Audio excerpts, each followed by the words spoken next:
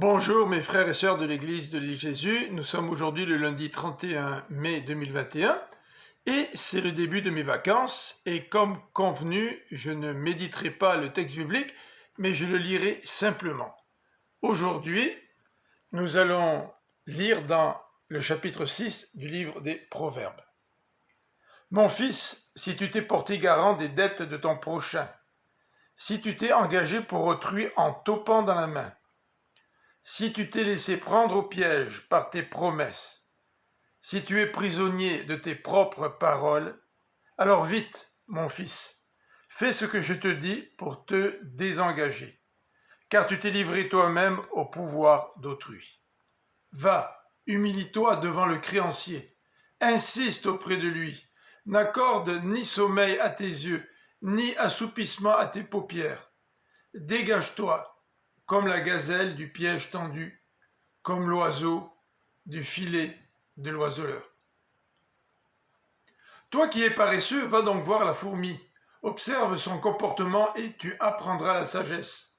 Elle n'a ni surveillant, ni contremaître, ni chef. Durant l'été, elle prépare sa nourriture, au temps de la moisson, elle amasse ses provisions. Et toi, paresseux, combien de temps vas-tu rester couché? Quand donc sortiras-tu de ton sommeil pour te lever? Je vais faire juste un petit somme, dis-tu, juste un peu m'assoupir, rien qu'un peu croiser les mains et rester couché un instant. Mais pendant ce temps, la pauvreté s'introduit chez toi comme un rôdeur et la misère comme un pillard. C'est un vaurien, un personnage ignoble, celui qui va colportant des mensonges. Il a pu séduire de clinement Dieu. Il n'y a que des pensées perverses dans son cœur. Il manigance du mal et passe son temps à susciter des querelles. Ainsi, la ruine fondra-t-elle sur lui, sans crier gare. Il sera brisé soudainement et sans remède. Il y a 6 choses que l'Éternel déteste, et même 7 qui lui sont en horreur.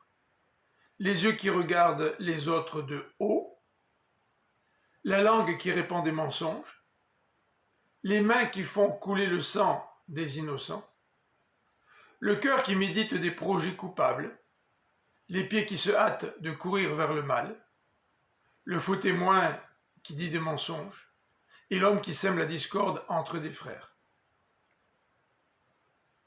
Mon fils, reste attaché aux préceptes de ton père et ne rejette pas l'enseignement de ta mère.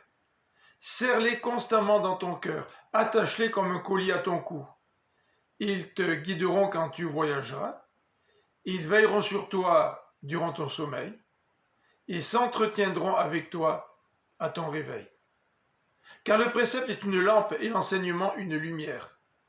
Les avertissements et les reproches sont le chemin vers la vie et te préserveront de la fame immorale et te mettront en garde contre les paroles enjôleuses d'une inconnue. Ne la convoite pas dans ton cœur à cause de sa beauté. Ne te laisse pas séduire par ses œillades. Car, à cause d'une femme débauchée, on peut être réduit à un morceau de pain et la femme adultère met en péril une vie précieuse. Peut-on mettre du feu dans sa poche sans que les vêtements s'enflamment? Peut-on marcher sur des braises sans se brûler les pieds? De même, celui qui court après la femme de son prochain ne demeure pas indemne. S'il la touche, il ne saurait rester impuni. On ne méprise pas celui qui a volé pour assouvir sa faim parce qu'il n'avait rien à manger. Mais s'il est découvert, il devra restituer 7 fois plus. Et il donnera tout ce qu'il a dans sa maison.